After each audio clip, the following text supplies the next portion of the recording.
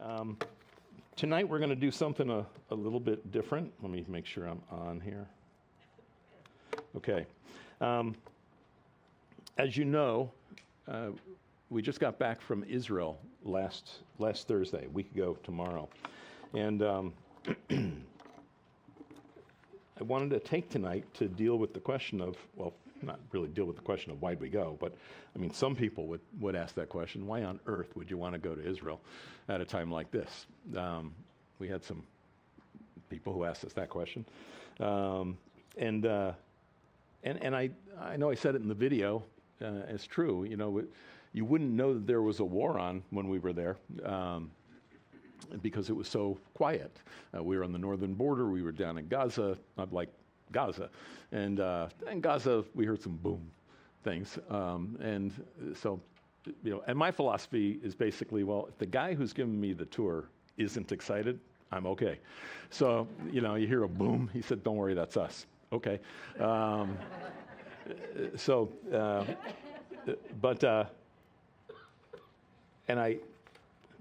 a jokey guy, but it's a serious subject. Almost every place we were, every time we'd leave, something would happen the next day. So we were glad in that regard that we'd been there the previous day. And you're probably, if you've been paying attention to the news the last day or two, what's happening right now in the Galilee. Real quick, please tell me, if you've been to Israel before, raise your hand. Okay, well then you know where the Galilee is, and you know that sort of thing. And even if you don't know where it is, you're a Christian, you know what the Galilee is. But the Galilee has received as of this morning, I'm not sure this afternoon, but as of this morning, they already received about 150 rockets from the north. And so things are definitely heating up. Netanyahu has said in the last couple of days that they are stepping up, and there will be a significant war in the north. You know, if you remember your Bible, and we read about David, his sin with Bathsheba, how does the chapter begin? In the spring, when kings go to war. Why do kings go to war in the spring in ancient times?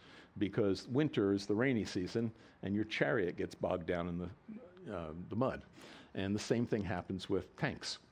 So it's in the spring and in the summer when everything is bone dry that people go to war. And so if there's going to be a tank war, or an infantry war, of course, that's when it's going to be. So it's heating up. I'm getting ahead of myself. So anyway, why did we go? I know that people would say it's dangerous, but just some perspective for those of you who, and most of you have not been here since the very beginning, but we have had, since 2005, 8 tours of Israel, and from those tours, on almost every single one of our tours, we will bring, and those of you who've been with us remember these things, we try to go to at least one base, military base. The Lord has done some marvelous things over the years. He's developed a relationship between the military, part of the military, and us, not necessarily Calvary Chapel, but the Almond Branch initiative, and I'll tell you more about that in a moment. But in 2008, the Lord laid it on Jill Petri's heart to begin a nonprofit organization called the Almond Branch Initiative. The Almond Branch, not Olive Branch, because everybody thinks Olive Branch because of Israel. Almond Branch comes, it's really a pun, out of Jeremiah 1, where the Lord says, Jeremiah, what do you see? He says, I see an olive tree. Here I go, an almond tree. And the Lord says, yes, and I'm watching over Israel, and there's a pun that's happening there.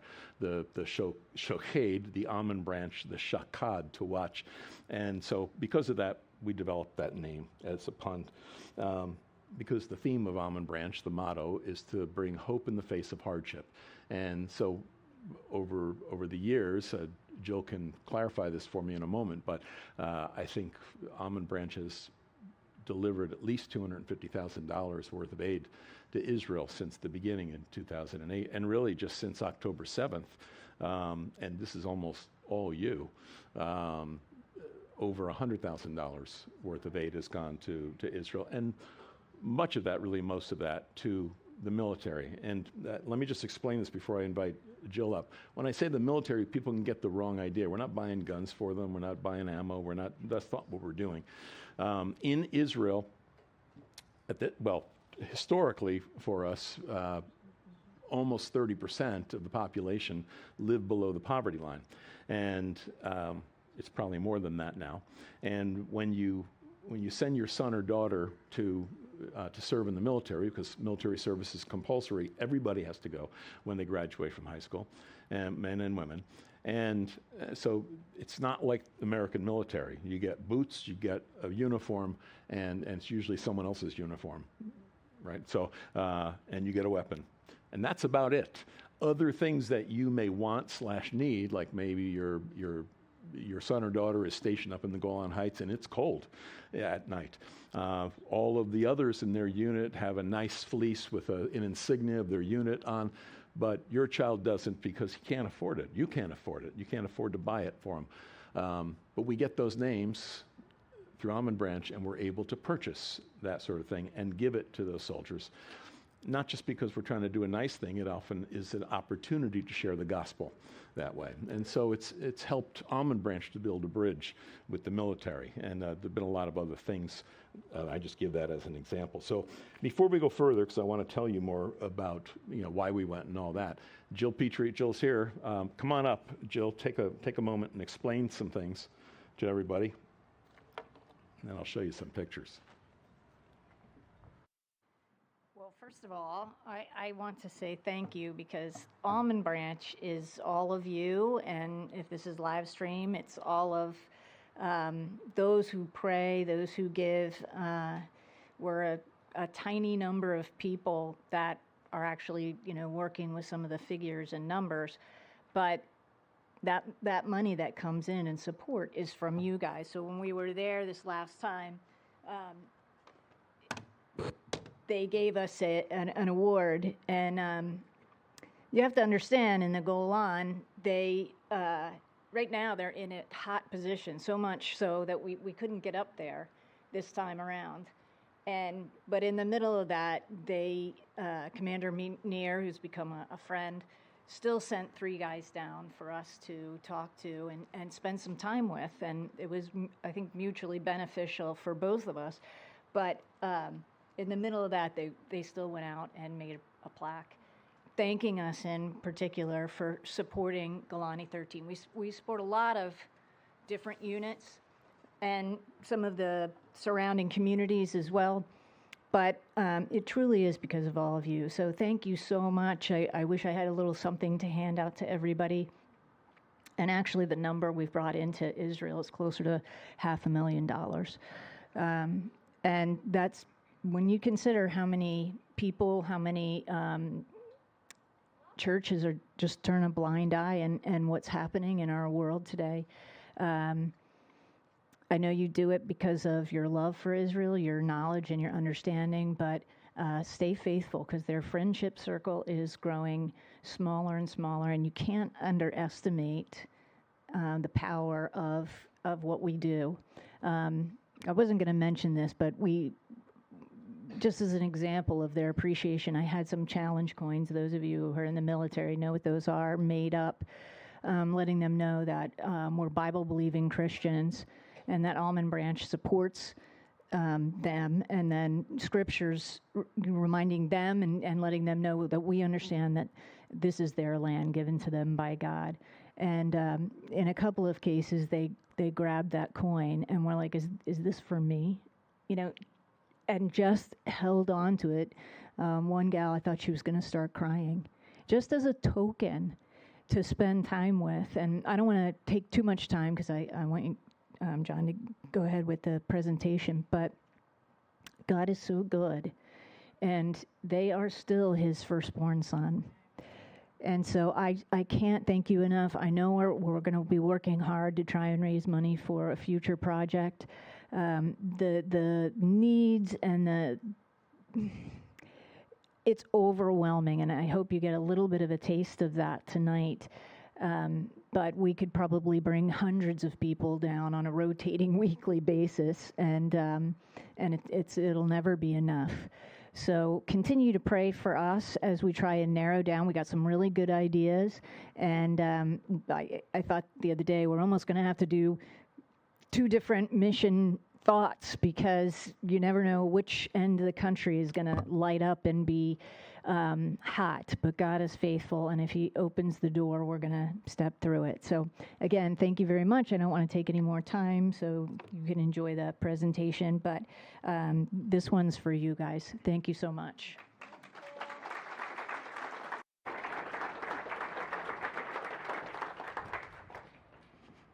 $500,000. Why didn't you tell me that? Yeah, I mean, and of course the church also supports a lot of work. I mean, directly out of your tithes and offerings, but that's primarily through support of missionaries. And during the war, of course, we've been helping to feed soldiers and that sort of thing. But Almond Branch has really done the lion's share of the work. Okay, yeah. So tonight, yeah. Jill said it very well, particularly in terms of any pictures that I have or videos I have to show you are very small. I mean, 40, 45 images. I just want to kind of walk you through some things to try to explain things. You, like anything else, you can't really get your mind around it unless you're there. So let me just finish explaining a couple of things. Again, we don't go to support the military. We don't buy ammo, that sort of thing. But we've worked with, Jill mentioned Golani 13 primarily, but we've worked with, I know we've visited some tank bases with our tours in the past. Duv Devan is a special ops group that we worked with and we gave support to a number of times. On October 7th, when October 7th happened, we were planning a trip. We were leaving at the end of October to do kind of the usual groundwork that we do before a tour. We were planning our 2.0 tour. When we advertised the 2.0 tour, I think we filled up almost in one night. Everybody was ready to go, and then October 7th happened. And so, but that was our plan. We were heading over to Israel, and we had to bail on that. But Jill said it, and it's true. Most churches, but I'm not trying to break my arm, pat myself in the back here. This is something important that we have to consider. The vast, vast majority of churches around the world, but in America, the vast, vast majority of churches not only do not support anything in Israel, they don't have a mission support or anything like that, but they don't recognize it. Oh, they recognize that there's a nation, et cetera. But but biblically don't recognize Israel. They don't recognize Israel's role in the last days. And I don't want to get in a ditch here, but people get slippery with their language about it. But when we talk about replacement theology or some of the new buzzwords like fulfillment theology and that sort of thing, the bottom line is those churches just simply don't recognize the biblical role of Israel at all. And classically, it's the Reformed side of the church, and of course the Roman Catholics too, but the Roman Catholic Church, the Reformed side of the church, but increasingly, and it's horrifying to watch from my standpoint, what only 5 years ago, and certainly 10, 15, 20 years ago, we would have expected, the more conservative, Bible teaching, Bible preaching churches, Baptist churches, independent, non-denominational churches, they would have automatically recognized Israel in their eschatology. No, increasingly not. And I'll say this. Here's part of the slippery slope. There are many churches, I mean, they're around our area, but they're all over the United States, where the gospel's preached. They're doing the right thing, right? They teach the Bible. They preach the gospel, that there's only one way, and it's Jesus Christ. He's the way, the truth, and the life. They teach, they're orthodox in that regard. But they completely slip past this one. And I'll tell you, there's a number of reasons, but I'll give you one easy one right now as to why that's wrong. We're all familiar with the passage in Matthew 25. I'm not here to teach it, just to remind you of it. And many churches, and we've probably heard a lot of sermons from this passage, where basically Jesus is telling us what? That we should be nice to people and we should take care of people. You know, when I was hungry, you fed me. When I was thirsty, you gave me drink. When I was naked, you clothed me. When I was in prison, you visited me. And then they'll ask me in that day, and that day is at the end of the tribulation, when he's dividing the sheep from the goats. And they'll ask me on that day, Jesus said, when did we see you hungry that we fed you? When did we see you thirsty? When, et cetera, et cetera. And he said, I tell you the truth, verse 40, if you did it to the least of these my brethren. And of course, the same thing carries through on the flip side of that coin. If you did it not to the least of these my brethren, who are his brethren? Don't say you. Israel. So Israel is the apple of God's eye, and it's very important. They are very important. They're critical throughout all of Scripture. The whole Bible really is about Israel. Certainly, if nothing else, from Genesis 12 to Acts chapter 2, that's all Israel.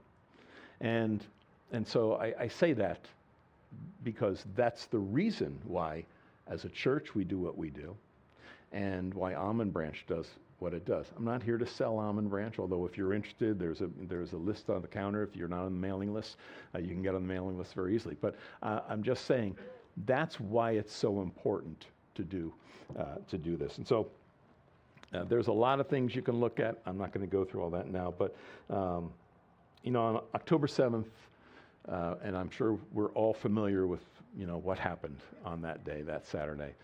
We were all sleeping while it was happening. But just to remind you that, yes, there was a music festival that was going on far to the south.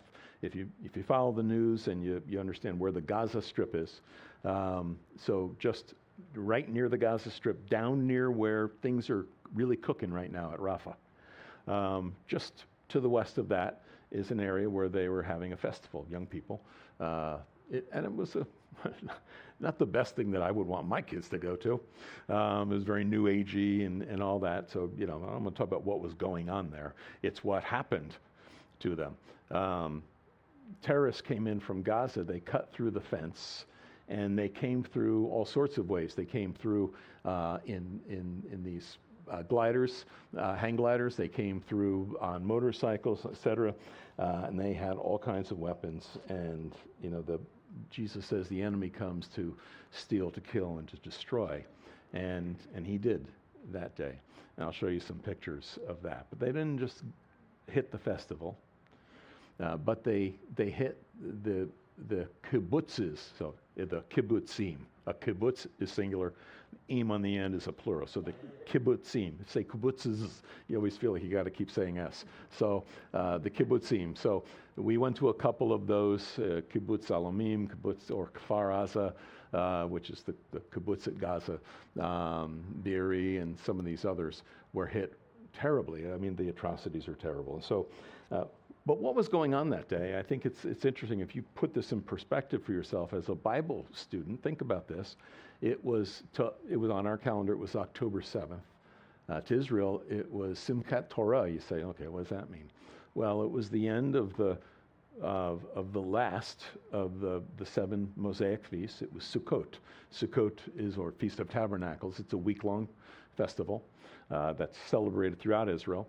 And the 8th day, so it's 7 days, and then there's an 8th day. In recent times, meaning the last few hundred years, they've named it something different. But they call it Simchat Torah, so a celebration of the Torah.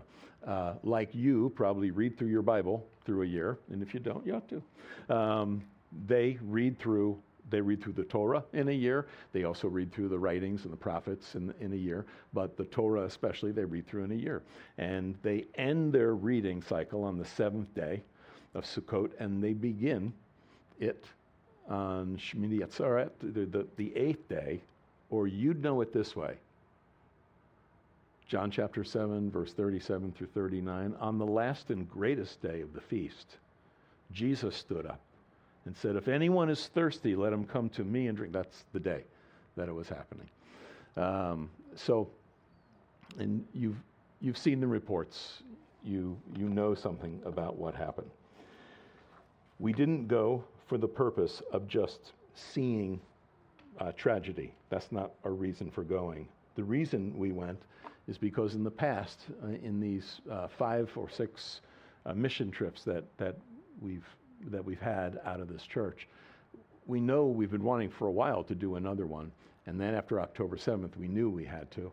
And so that was one of our main reasons for going. And so the 3 of us, Jill, Renee, my wife, if you don't know her, and I, and then also Paul and Nancy Durinsky, who are at Calvary Chapel in Chapel Hill, North Carolina. They met us there, and we traveled around. So I want to just sort of walk you through some things, show you some stuff. Let's see. Where are we going? Okay. The first thing you see getting off the airplane is something, everybody's pulling down the pictures of the hostages in America, but not in Israel. They're all over the place. So the first thing you see when you walk toward passport control are pictures of the hostages. You see them everywhere.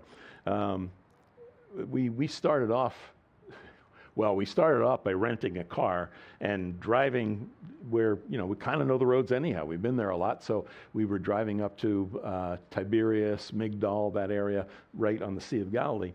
And about halfway there, our GPS went out.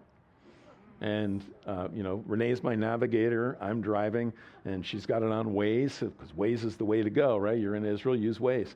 And it didn't work. Like, everything was all gestucken. So I said, try Google. Gestucken? Okay. So try Google Maps. And it's like, it's telling us we're in Beirut or Damascus. And we had no idea. So long story, we finally found the place we were going. But we found out later on, like, oh, didn't you know that? We don't use GPS up in the north anymore, because if the missiles are coming over, they're guided missiles, so they're going to use GPS. So we just changed the GPS around so that they go back to Beirut or Damascus. I love the Israeli sense of humor. It's the best sense of humor. So even in war, they can smile. We got ourselves a small apartment over by the Sea of Galilee. And as I said in that video, you wouldn't know that there was a war on. It was Wednesday when we got there, and people were still kind of celebrating from a long Shabbat weekend. They tend to go away on weekends, and so they often go to the Sea of Galilee. And so they went there. Here's the sunrise over the Sea of Galilee, and people are partying. They're out with their sea-doos all over the place. It's like, wow, it's a war, and people are doing this kind of thing. Some of you who were on our last trip remember Elon Schulman. He gave us a strategic briefing up on the border. And so we met up with Elon, and we spent about 5 hours with him. And so he took us to the border. That's Mount Hermon, off in the distance through the razor wire. And it's a beautiful area up there. It's dry, but it's a beautiful area. This is what they call the UN-soldiers, the UN soldiers. They rotate the different They rotate the different countries who send soldiers. I think it was Portugal and Ireland who were here this time, but they didn't let us in. So went to a tank base up on Mount Avital. I believe it was Avital. And just, visiting people. He took us around. We were at the Syrian border. Those of you who, again, if you were on the last tour, you remember we were at some bunkers, and he gave us what he called the Ring of Fire orientation. I can't do what Elon does, and I wouldn't try to, but it's hard for us to wrap our minds around the threat. It's very hard for us to wrap our minds around what the threat really is. This is a man, Elon, what war was he wounded in, Jill? Was it 06? Oh, the Intifada. So early on, 05, something like that. Okay. He was in intelligence. He actually used to do undercover intelligence, fluent in Arabic. He's not not deployed anymore like that, but he still is in intelligence, and he gives these briefings to people like us or to politicians who come to the border. Brilliant guy. I mean, he goes on and on and on, and he doesn't have a note. He just talks. Maybe he was making it all up. I don't know, but I don't think so. As I said earlier, it's hard for us to wrap our minds around what that threat is. How do you portray? You live in a place the size of New Jersey, and on every border and beyond, you have enemies. Even right now, for example, where is Israel fighting? Well, you'd say Gaza, and I guess up in the north. Yes, those are two places. But Israel has a center part of the country too. The world calls it the West Bank, but in Israel they call it Judea and Samaria, the biblical names. And that area where, if you guys remember, Aaron Lipkin he visited us last year. He lives in Ophrah, which is a small town in Judea, Samaria.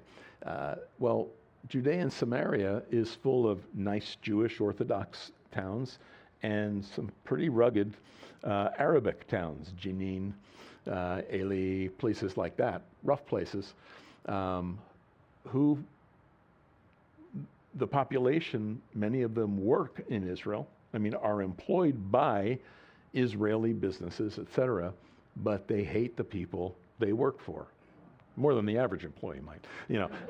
There's a blood hate. I could teach on anything here. I don't want to, but this goes all the way back to Ishmael. He'll be a wild donkey of a man, and he'll hate his brothers, and that's exactly what this is. And so okay, there's three fronts now. You've got Gaza, you've got the north, Hezbollah, which people have assumed there were 150 to 200,000 missiles that Hezbollah has. It's now been basically supposed that's closer to 800,000 to 1 million different types of missiles, rockets, etc. And they're all aimed at Israel, of course. And those are three fronts. So you've got the north, the south, and the center part of the country, which has not blown up yet. Israel, the IDF has been doing some operations in the center, which unless you're really looking for it, you probably are not too aware of those things, but they're happening. But then you've got the Houthis in Yemen. It's like, who knew what a Houthi was until this year, right? You have to really be interested in international news to know what the Houthis are. But they're sending missiles all the way up toward Eilat, and Iron Dome is taking them out. And then you've got, of course, Iran. Iran works through proxies like Hezbollah, Lebanon, Syria, but Iran hates them. And Turkey, Erdogan, just announced last week that Turkey's declaring war on Israel. And we know biblically that more of this is going to happen. So you've got a minimum 5 to 6 front war already. To try to wrap your mind around living in a place the size of New Jersey and having all those people groups and countries that hate you. And yet, in 3 of those cases, in the case of Gaza, in the case of, which is Hamas down in the south, and Lebanon, Syria, which is Hezbollah in the north, and then in the center part of the country, you're not fighting against a nation. You're fighting against an ideology. How do you fight against an ideology? Really, how do you do it? And I would say this to you, I'll probably say it a number of times this evening, but don't let the news get in your way of understanding what the truth is. Now, we'll probably all shake our heads and say, well, of course. No, it's very easy to, because the reasoning starts to go that, well, this is unfair. How many people are dying in Gaza, or how many people here, there? Look, I'm sure there are wrongs that have been done by Israel. These things happen in every war. It's just the number of expectations and international restrictions that are being placed on Israel are unique really only to Israel. They're not happening in any other conflict around the world, and they never have. So anyhow, I'll go on I'll just keep talking if I don't. So as we went with Elon, we saw the northern border. We're at the Syrian fence. We're here on a mountaintop, and we're overlooking. You're overlooking to the left side, I guess. Yeah, to the left side.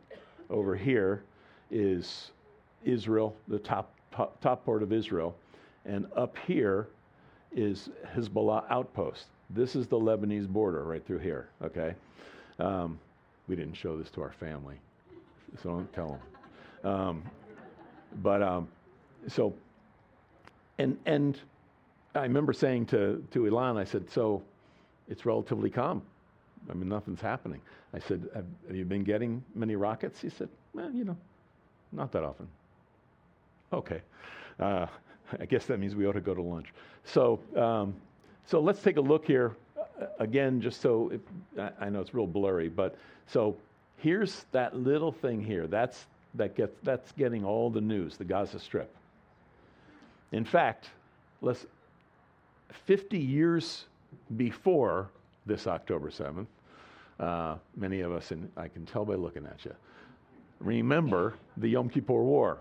And the Yom Kippur War happened on October 6th of 1973. That was, it's a different Jewish holiday because our calendar and the Jewish calendar are different, but it was Yom Kippur, which is the holiest day in Israel. It's the day when people repent of their sins. Many people spend the day praying, fasting, all that. And so, and there's always intrigue behind these things, like, that there was intelligence that Egypt was going to invade, etc., and it was ignored. No, they surely wouldn't do it on Yom Kippur, but they did. But at the end of that, from October 6th to October 25th, 19-day war, and if I'm not mistaken, 9,000 IDF soldiers died in those 19 days. 4,500 had died in the Six-Day War in 1967. 9,000 soldiers died, and a peace or a treaty pact, that's the word I'm looking for, was signed. But in the process, Israel got the entire Sinai Peninsula, okay? And they also, they had been battling for the Golan Heights, so they kept the Golan Heights. And they also received or took the Gaza Strip. Now, I say that to you because, again, we're 6,000 miles away. So we hear all the time, and many of us have heard, land for peace. If Israel will give some land back, because they were bad to take that land. If you give the land back, then they'll get peace. I remember some of you, if you were with us in 2010, and we had a guide there, he said, it's not land for peace, it's land for paper. That's the only thing we've ever got out of it was paper. Because if you think about it, they don't have that buffer anymore down here in the Sinai, and they gave back Gaza back during the Intifada, and the last part of Gaza was given back in 2005. And that's when everything started to explode for them. So they've given back their buffer zones, you might say. Just to I say that to give you perspective, whether you like the politics of it or not. I think it's helpful to have the perspective. So we'd been to the north, far to the northern border. We were still up in the Galilee. We went to a place called the Aliyah Return Center. It's a very interesting ministry. I recommend it to you. You can look it up online, Aliyah Return Center. Chaim Melspin is a guy who runs it. He's an interesting fellow. It's basically two organizations in one. It's this one, Aliyah Return Center, and the other is a kibbutz. They operate at the same place, but a kibbutz called the Faithful Galileans. And the whole idea is that people who are making, Jewish people who are making Aliyah, they're going to their homeland in Israel. It's very difficult to make Aliyah. I mean, you're basically leaving it's one of the hardest things a person could ever do, is to cut all your ties with home, America or some European country, and go to Israel and come in. You really don't have money. You've got to learn the language. You've got to do all these things. And so it's a ministry to them. Chaim is a believer. He's a Messianic Jew. And there are a number of people. They're not all Christians, but a number of them are. And so it's an opportunity to help people to transition into the land and also to share the gospel with them. So I recommend it to you. It's a fuzzy picture of the kibbutz. We met with them. That's the smiley guy, is Chaim. And you guys remember Yossi over here? He lives up in Haifa. Remember to pray for him because things are getting hot in Haifa right now. And for those of you who might remember, that's Paul and Nancy Durinsky. So when we finally left the Galilee area, on our way out, we met up with 3 soldiers who were Golani 13 soldiers, and were there on October 7th when the terrorists invaded. Because the terrorists invaded the kibbutzim. Of course, they did what they did at Nova. They were slaughtering people all up and down the highway from as far south as, again, like Rafah, all the way on up, I'm not sure how far, but pretty far up the road. And they slaughtered anybody in any car they could see. And there were some great heroic stories out of this, but in the process, my mind escapes me. I should have looked it up before I came, but we have, close to 300 hostages that were taken.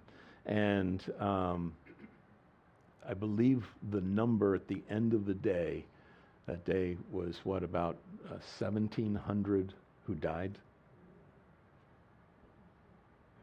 This isn't TV. These are real people.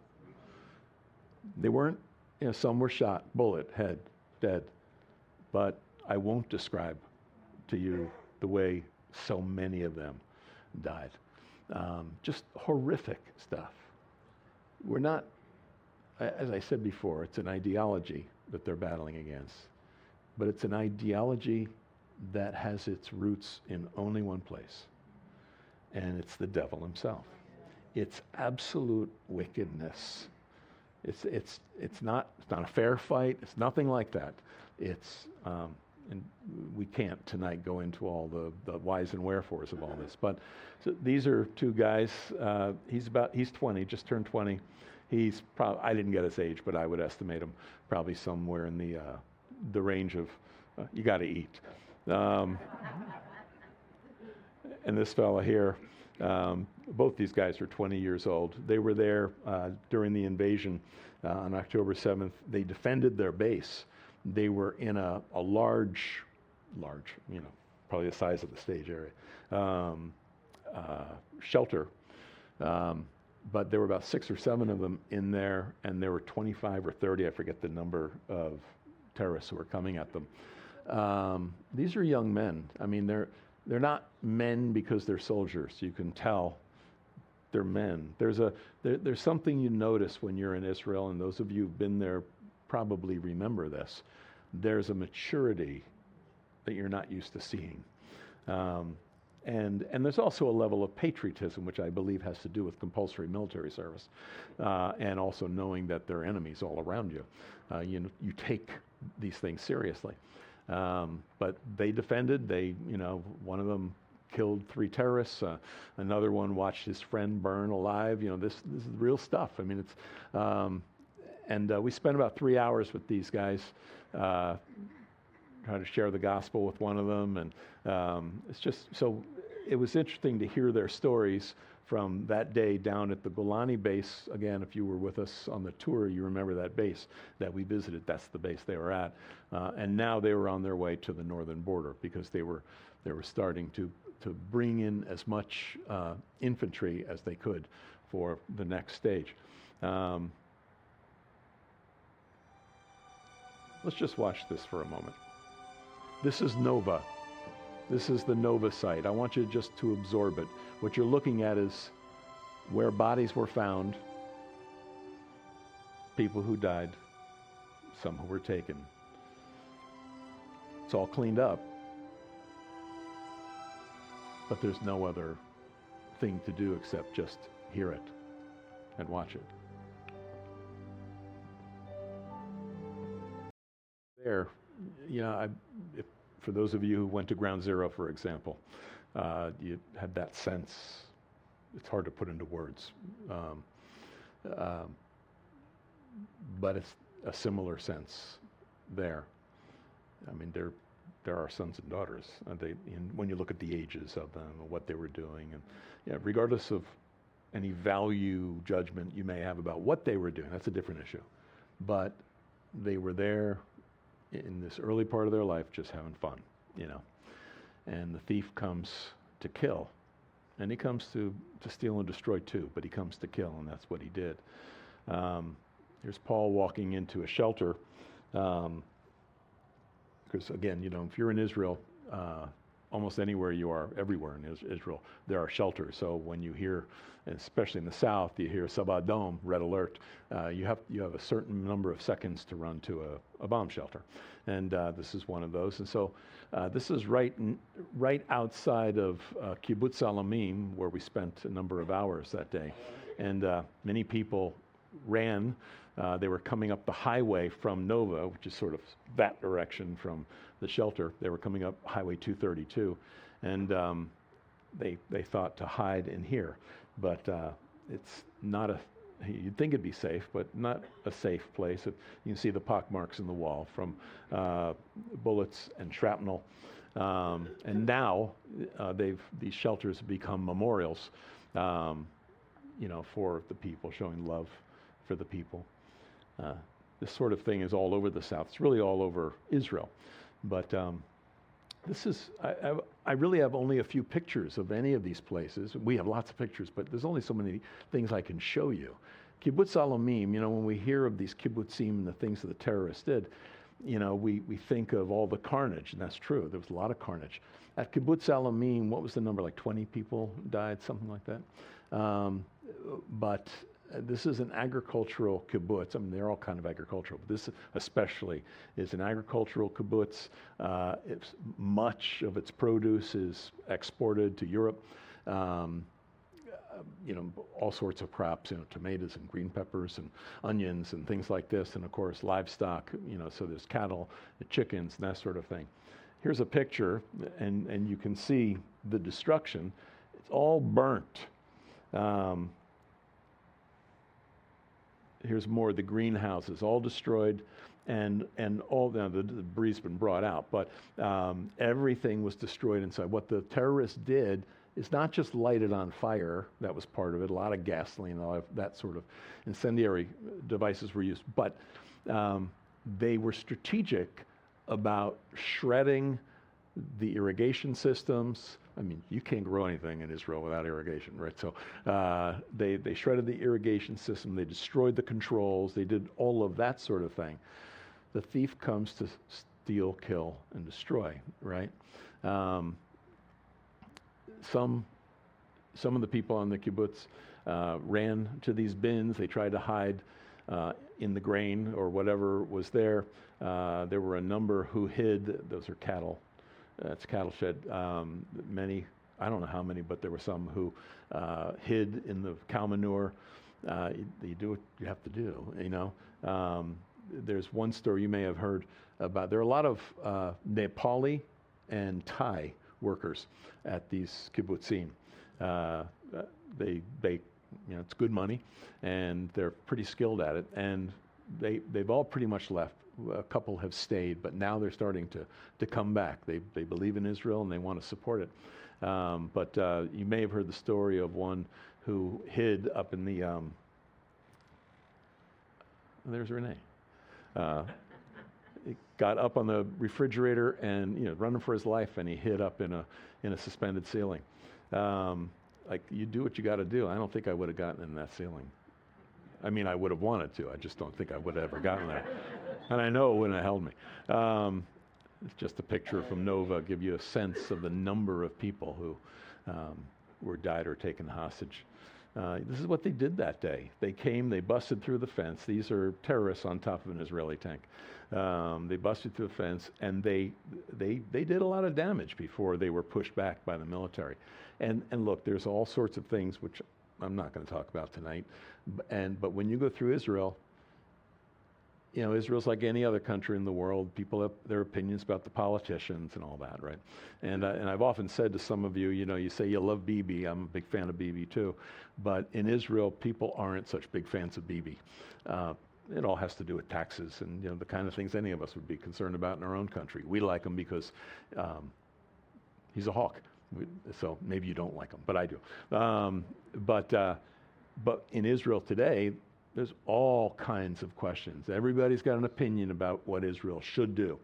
Just go into Gaza and just flatten the place, wipe them out. Well, I can understand that anger, but it's not just Bibi, it's a whole group in the government who have to come up with a solution. And to a great degree, their hands are not tied, but there's a lot of resistance that they have from America, certainly, but also just the international community. They have to be careful. Now, I think they're coming to the end of their patience, but so everybody has an opinion about what ought to be done. But when you talk about October 7th and you find out how long it took before the military arrived, the people were actually calling radio stations and saying, "We're under attack. No one's here. Where are the police? Where's the rescue?" And people go to conspiracy theory. Some of you like conspiracy theory. I'll tell you, don't go there with this one. I think it's far more complex than any of us think. And it's hard to come to a decision about it. God knows. This is the fence. You knew that. That's a fence. But that fence right there is the fence right at Kfar Aza, or Kfar Gaza, the kibbutz at Gaza. There's the fence, and through that fence you're now going through what I guess I would call, in our terminology, from that fence on about 50 meters is what we might call the DMZ, right? And then there's the next fence, which is now you've entered Gaza. That's how close Gaza is. And it was through that fence that they came on that day. This is kibbutz Aza. And I want to give you a picture as we walk through here of some of what they did.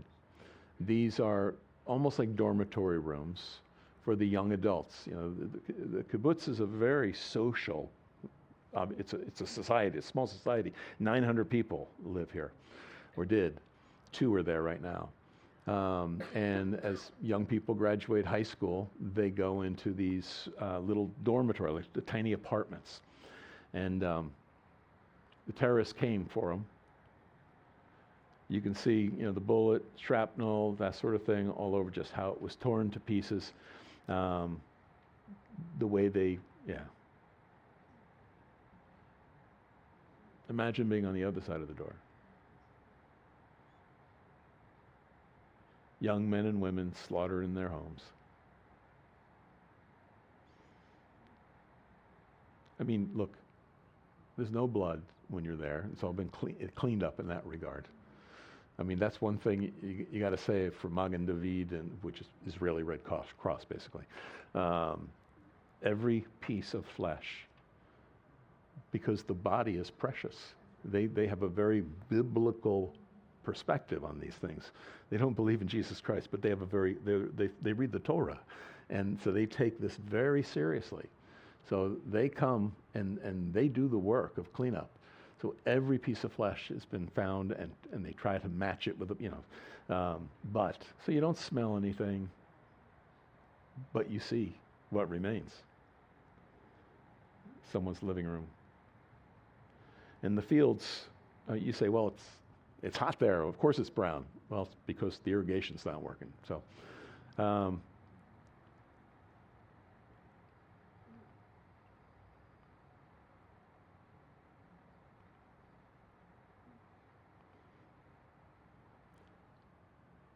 in Tel Aviv, there's a place that they now called Hostage Square.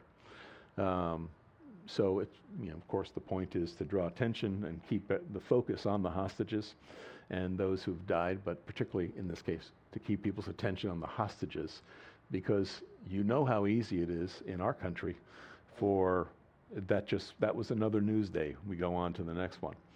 Of course, it's hard to find a person in Israel who hasn't been to a funeral in the last few months, because it's a small country. Especially if you've been there, you know what I'm talking about. So Hostage Square, the point is to keep it in front of everybody, and they sell some things, and anything they sell, everything goes to the families of the hostages.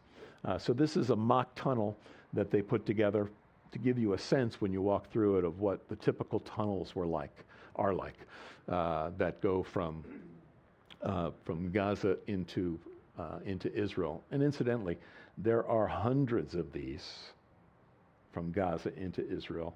And the reason that Egypt resisted so long to allow Israel to do the Rafah incursion just in the last few weeks, if you know what I'm talking about, right? Okay, is because Egypt was hiding the fact that there were tunnels from Egypt into Gaza. And the people who controlled those tunnels on the Egyptian side, those guards, everybody's on the take somewhere, right? So, they were getting greased. Incidentally, when we were with Ilan up on the northern border, we were talking about the number of tunnels particularly from Lebanon into Israel. I forget the number. It was like 70 tunnels or something like that. Some so deep. I mean, you just think of the amount of expertise and money that's spent, that could have been spent on something far better. But tunnels so deep they go under the Litani River in Lebanon, and people were complaining for years that we're hearing there's shaking going on, and it sounds like explosions, and they were like, you don't hear anything.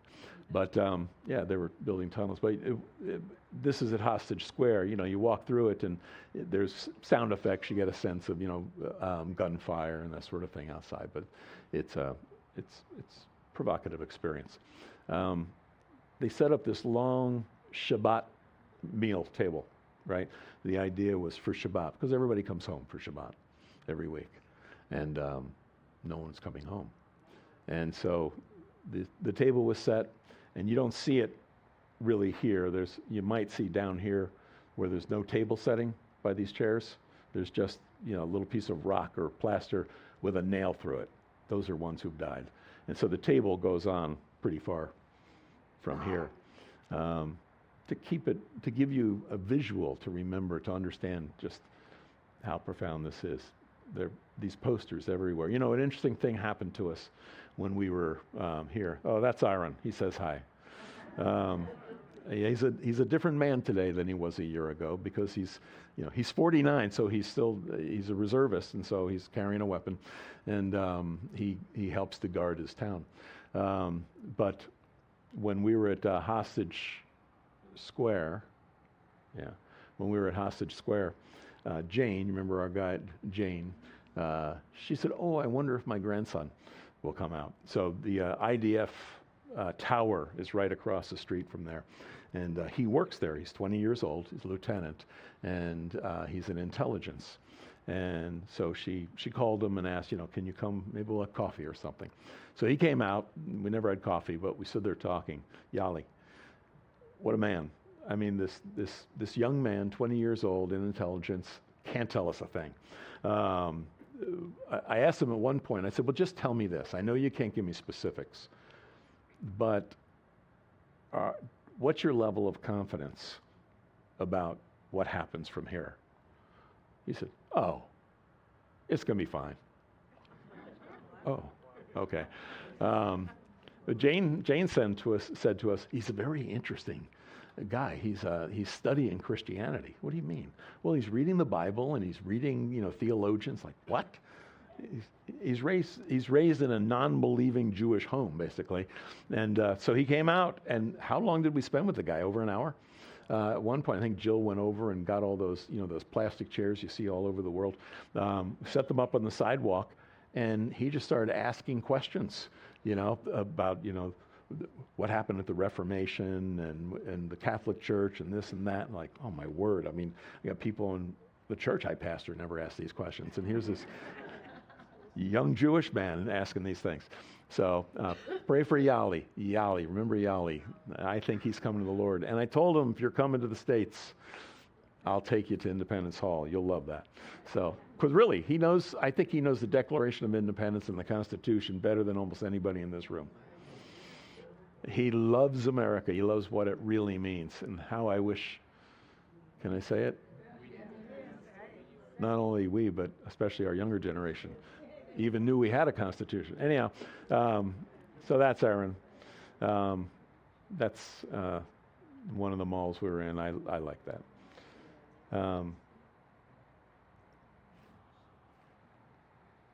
This is a typical scene. out on a date. I mean, he serves, or he's a reservist, but he's carrying his weapon. Aaron was there. He was carrying his weapon. Everybody carries a weapon. Again, if you've been to Israel, you've seen it. You don't have to be in uniform to be carrying a weapon. You just have to be ready. But our last full day in Israel was June 5th, last Wednesday. And that was Jerusalem Day.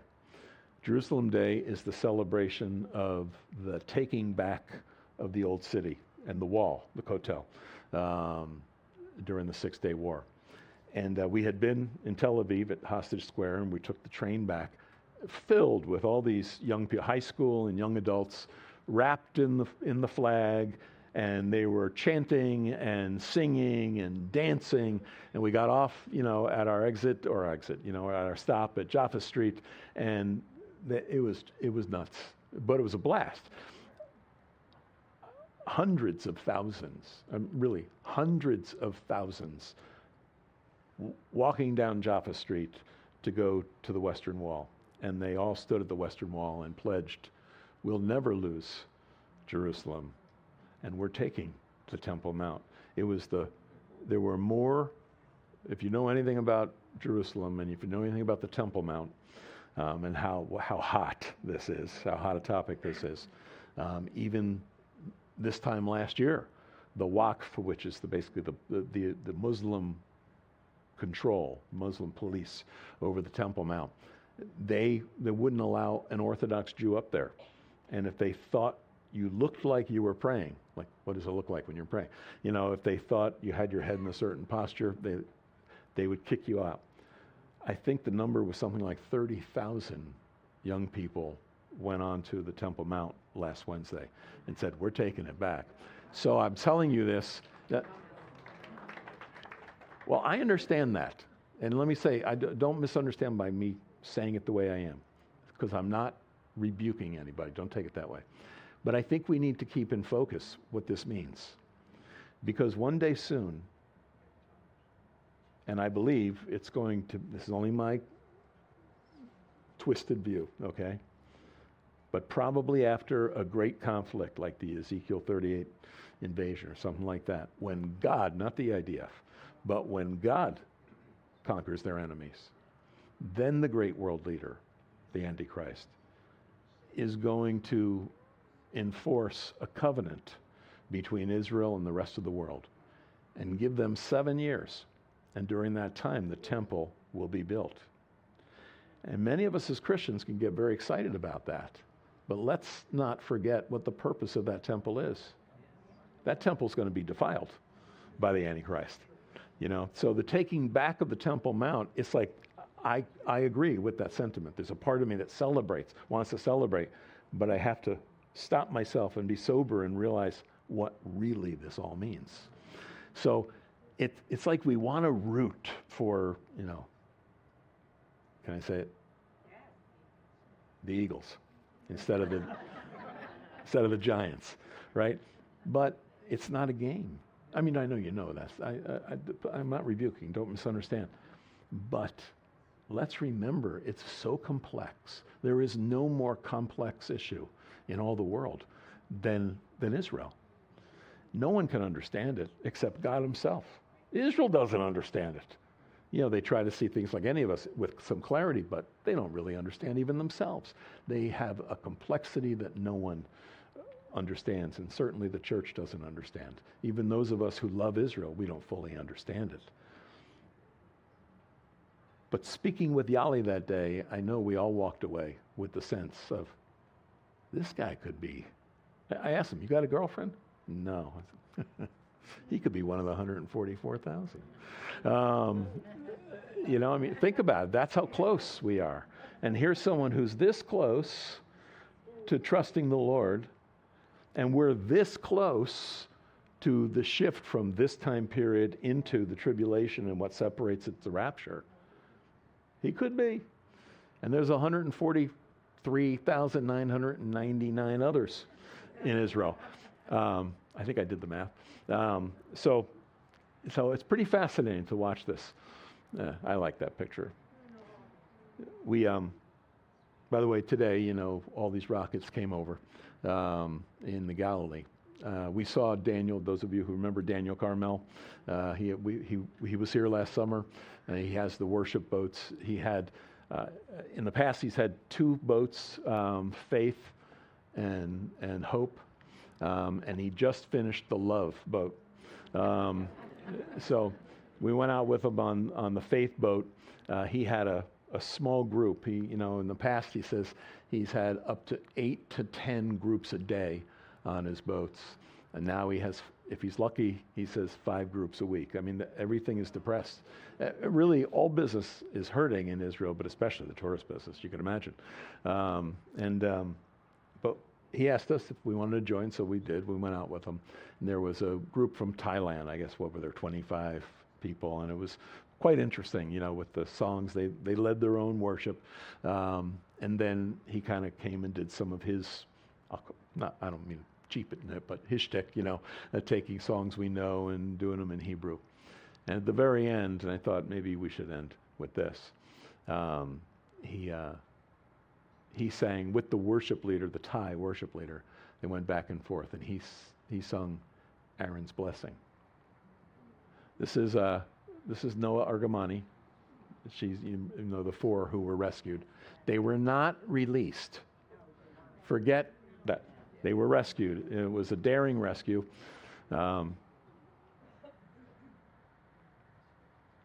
This is the guy, this Soleimani, who was killed a couple years ago. And this guy, Talib Abdullah, was killed just a couple days ago, and that's what's precipitated this rocket attack. They've announced they've got, again, many hundreds of thousands of missiles. Oh.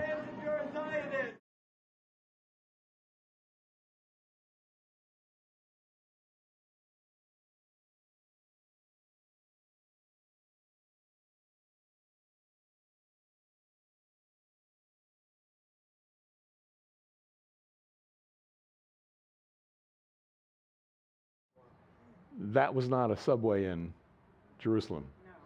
That's New York.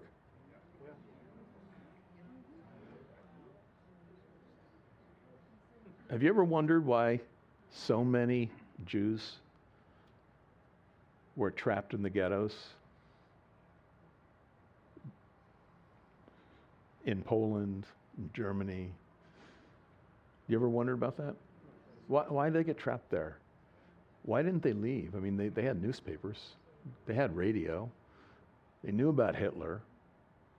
I mean, they're not unintelligent people. They're just like us, or smarter. They knew exactly what was going on. Why didn't they leave? Others left. Because they saw the handwriting on the wall. Why didn't they leave? Because they were comfortable. They were comfortable. And maybe they thought, this can't last forever. And look, my role here is not to stir up trouble. But consider this. Islam has been very clear all along. We come for the Saturday people first and the Sunday people after them. And there's a reason that people making Aliyah from the U.S., from France, from Italy, from Spain, from Portugal, from Germany, from all these places in Europe and really all around the world, South Africa, etc. There's a reason why Aliyah is up.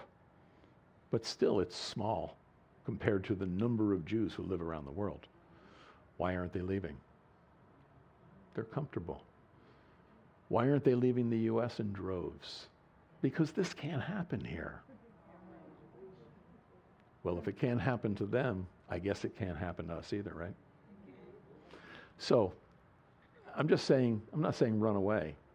What I'm saying is, let's take this seriously.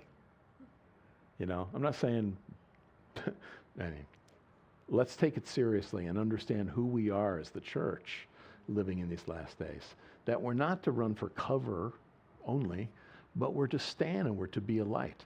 There who need to be saved. And we can have a major effect in their lives. It's very easy to see everybody like them as an enemy. And they are, until they're not.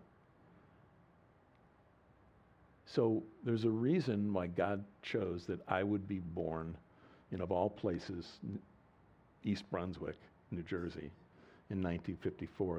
And be alive today. There's a reason that he chose for you to be born where and when you were. And we're to make the most out of the time in which he's appointed that we would be living in. So I want to end with this. This is Aaron's blessing.